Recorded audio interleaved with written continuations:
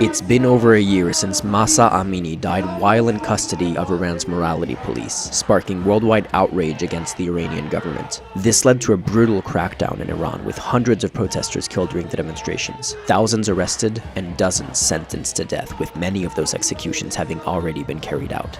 It's clear to everyone that demonstrators inside the country take a huge risk, but most people feel safe protesting in Western democracies in support of those marching in Iran and against the Iranian government. Unfortunately, Iran has been turning its attention abroad, using a variety of means, digital and otherwise, to silence its critics internationally. It's one thing for authoritarian governments to crack down on dissent in their own countries, but of course their reach doesn't stop at their border.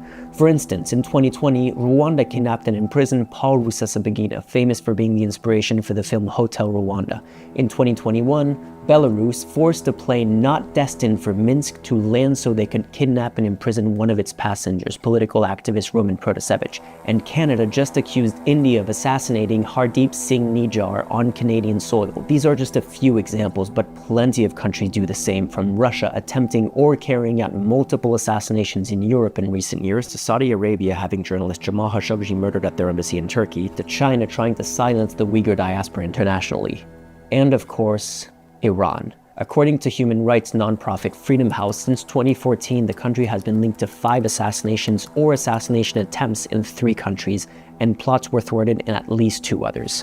This is called transnational repression, which Freedom House defines as governments reaching across borders to silence dissent among diasporas and exiles, including through assassinations, illegal deportations, abductions, digital threats, Interpol abuse, and family intimidation. In one particular case, US authorities say Iran hired private investigators to gather information on Iranian-American journalist Masih Alinejad and even attempt to kidnap her.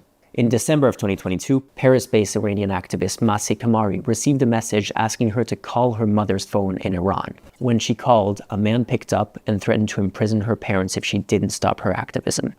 Here's a recording of the phone call she shared with the media. ببینید شما هر اقدام اونجا علیه جمهوری اسلامی انجام بدهید جرم است و خانواده شما باید اینجا پاسخ نه خیر، هیچ جای دنیا جناب، هیچ جای دنیا بابت جرم یه نفر خانواده‌شو هیچ جای دنیا بخواد.